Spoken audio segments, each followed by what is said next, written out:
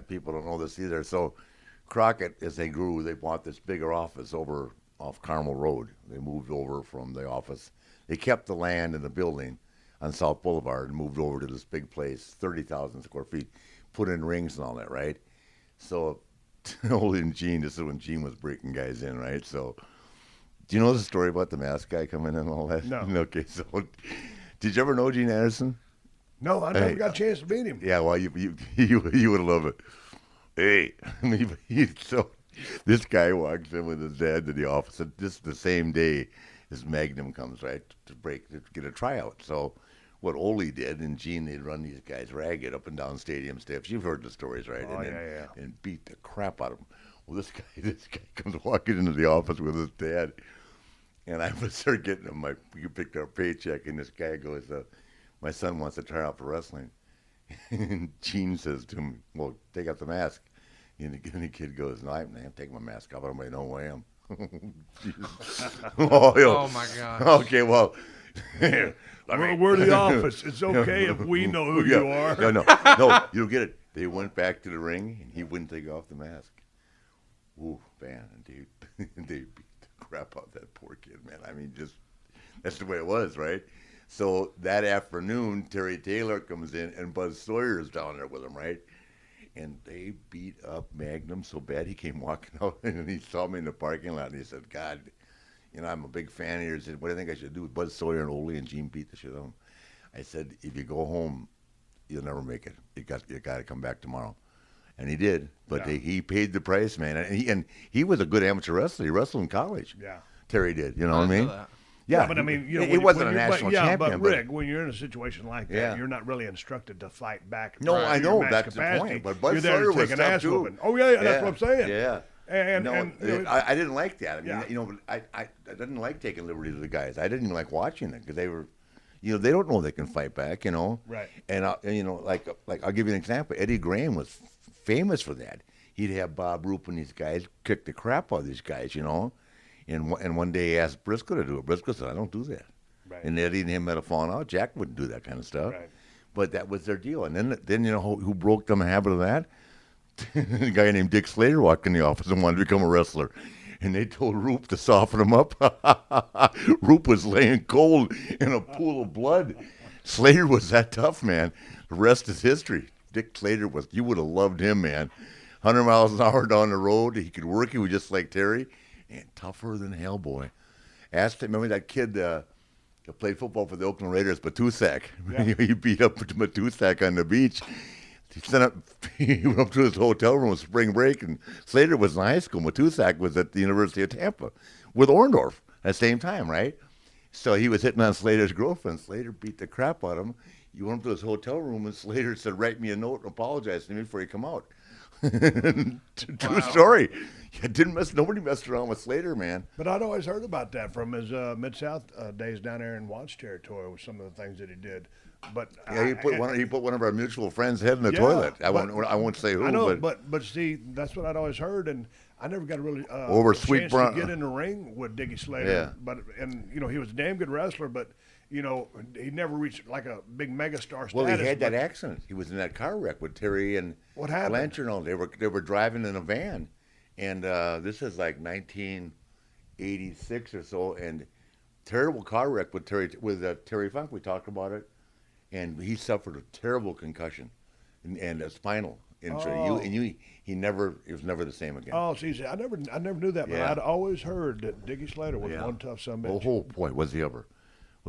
I mean, he's back. Because they put him. Who was he together Bob. with when they were the Hardliners? Bob. Oh, that was Dick Murdoch. Dick Murdoch, yeah. Yeah. That's that was a good old school tag team, but They didn't do no, anything but with that was the infamous story where I was with Arn and I said, "Look out the curtain here because the Steiners ain't gonna stretch Dick Slater." No. And they hated working with, but they hated those old guys. I don't want to work with them, but there was no Frankensteiners. There was no belly to bellies. Not with Dick Slater in the ring. And you know what? I got to rewatch that match on YouTube because I remember that match, but I just don't remember the match in my head. No, you and I'm sure you heard the conversation. Arn and I were standing there. It was a pay-per-view, wasn't it? No, I don't think it might have been. I think it was just taping, but they hated working with older guys, and and they, in all fairness, but I mean, I've seen Slater the best example of Dick Slater. It was Slater and Tenryu, the famous Japanese Yeah. wrestler, against Brody and Hansen. Wow. That was the first time I saw how tough Dick Slater was, because Brody and Hansen. This is in the Budokan, right, in Japan. Right. Sold out, and those guys. That's when they were on top of their game. Yeah. Brother Slater didn't fucking take a deep breath, and excuse my language, he didn't take a step backwards. And Tenryu, they're trained to die before they do anything, but nobody sold nothing for 30 minutes. But they didn't. They weren't. And Slater wasn't afraid of them at all. As a matter of fact, I mean, in my estimation, they were thinking, let's take it easy on Slater, because he had that punch, man. I mean, he could knock anybody out. I've seen him do it. Steve, did you work in Japan besides WWE shows? No. Yeah, well, I mean, I went on 3 tours. One time it was a 3-week tour. That's when I tore my tricep, and then I went on 2 like a little single shots. So three trips over there all together. But that one trip was 3 weeks long, and I remember that was myself, Arn, and I'll leave some people out of this because Ron Simmons was with you guys. Ron Simmons. Yeah. Ron never went off the deep end. Yeah. Dean Malenko, Chris Benoit. I think Eddie Guerrero was on that tour. Yeah. Haku. Yeah. And there was a couple other guys, but I remember, or was it Barb? Barb was on there. Yeah. And so, man, like me and Arn, we're used to being over in the United States. A lot of those guys, and Ron Simmons wasn't used to going over to Japan, but all those other guys that I mentioned were going back and forth to Japan all the time, so they were used to it. So like Arn and me are like, Arn was miserable. We're man. used to being on the road, Yeah. but we're used to being on the road in the States. Yeah. So me and Arn were drinking like fiends, beer, and that's how we course. maintained our sanity. Yeah. And of course, the third night into the tour, I jump off the top turnbuckle. A Japanese guy moves. He was supposed to bent my arm up too far and tore my tricep off my elbow. Oh God! Of course, I couldn't go home Yeah. because you just got to work hurt, right? Yeah. So they put me in some tags, some 6-mans and stuff like that. I'll never forget. It was me, Arn Anderson, and Ron Simmons working against 3 Japanese guys I can't remember. And all of a sudden, it was me and Arn on the apron, and Ron was in there, and he was on fire. Yeah. Goes, Oh, yeah. Bing, bang, Yeah, boom. Yeah. And Arn looked at me and goes, "Holy shit!" Yeah. Yeah. He Ron. goes, he was good. Arn says, "I'm glad I'm not Japanese." Yeah. No. Hey, Ron was pretty tough too. And that's with due respect Yeah. to all the people in Japan. Yeah. I'm just saying, dude, when Ron was on fire and slinging people around like a Yeah. pinball, you couldn't stop him. No, Ron was, I was going to say it about Kerry Von Erich earlier, but the 2 guys you could always bench press 500 any day of the week were Kerry Von Erich, which I've seen him do 100 times, and Ron Simmons. Yeah. No matter how much Crown Royal Ron drank, he could always bench press. He'd come in and warm up with 315 for 10. Yeah, those are the kind of guys that just pissed you off. Yeah, I know. Because I'd be in the gym, working out like a son bitch. For a while, Tony Atlas trained with me. And Oh, a lot of yeah. people don't know that. Tony Atlas would drink some beer. Now, he could not drink me, but we'd go to the gym the next day, and sure enough, there would be Tony. Yeah. 315 on the bar to start off with. Yeah. He'd jump right to 405. I'm like, I'm over here struggling with 2 1/4. I mean, it's ridiculous. Yeah. But Tony was always just naturally a strong guy.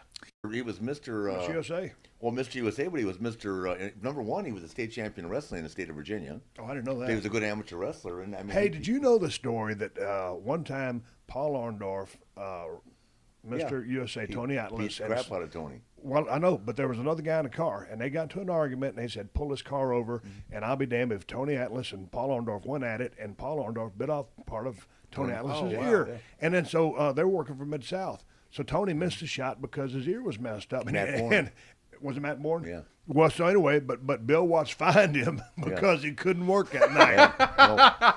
Paul Orndorff was a tough guy too. I mean, Yeah. Brandon Bull. Everybody I used to travel yeah, with Paul. yeah, We used yeah. to hunt with him. But Yeah, everybody knew and Paul. he had a short fuse too. But nobody Yeah. really saw how short that fuse was. But he put up a lot until Leon gave him some crap that day, and he was wearing shower shoes like these. Boom! If he'd got cowboy boots on, Dude, Leon hey, would still be laying This there. is that story, Rick, happened when I had my tricep injury. So I was down in Douglasville, Georgia, 25 miles away from the television taping there, Center Stage. Center Stage. And here comes, Brian Pillman. Yeah. I love a guy. He got on the phone, called me first thing, "Kid, you're not going to believe it." He always calls me Kid. Yeah. "Kid, you're not going to believe this. Paul Orndorff almost killed Van Vader, Yeah. and he was wearing flip-flops. Yeah. If he'd been wearing a pair of high-techs, he'd have killed him. Yeah. Because Yeah. he put the boots to Oh, him, you would or have, put sure. the flip-flops to him. No, Paul's tough. I mean, a Yeah. lot of people that Atlas. I never saw that part of Tony where Tony would get into a verbal jealous with someone like that. I would more see a guy like Bud Sawyer wanted to fight all the time, and Matt Bourne, who thought he was tough until Arn beat the crap out. Arn beat the crap out of Matt Bourne. Did you see the Vader Orndorff thing? Yeah, I was right next door. I didn't see it, but I Ke- saw Vader laying on the floor, and I heard everybody screaming, and I saw Paul walking out the door. He looked at me and said, "I'm sorry, I couldn't take any more shit from the fat guy." Kevin Sullivan says he did it with his bad arm. Is that? I mean, Yeah, he did. He the already, one that dropped him, Sullivan says was. Oh, with I his don't know bad about arm, that, which arm it to was, me but- is like, holy shit, No, that's he's another let level me of tell you, badass. you probably saw Paul recently too. He just, has beaten for stage 4 cancer. I didn't recognize him, but Yeah. no, in his day, Paul, it was a different business back then. Right.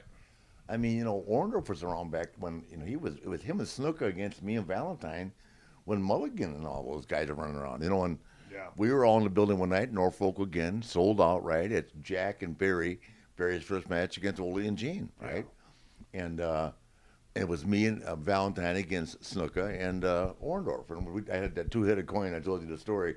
Because I hated taking that splash from Jimmy. Jimmy was about 270, right? Right. So I flipped the coin with And rock Valentine. hard. Huh? And rock hard. Yeah, I mean, I'd rather it take like the a cushion landed yeah, on the you. jumping Yeah. pile driver, Yeah. man. So I felt that was taking that splash every night that I was taking a jumping pile driver. And we weren't winning, it didn't matter, but I hated that splash. He was killing me. So we were watching the match, and we're all get under the curtain. And we knew there was going to be a problem with this. Because Jack already slapped Ole at TV one time. And so look at the curtain, and Barry got in the ring, and everything looked great. All of a sudden, Jack didn't like it. Jack just jumped through the ropes, went over, smacked Gene, slapped Ole, and grabbed Barry, and brought him down and walked to the dressing room and said, "You stay here." And he looked at Ole, he said, "You guys come in here." They walked down the hall. Mulligan was there. Gene and Ole went down the hall. They went for a walk. Yeah, it was, everybody knows that story. Jack was he was Wingo, right? Yeah. I mean, but I say that in a good way, but he was easy to get along with, just, and never drank a lot or anything, smoked.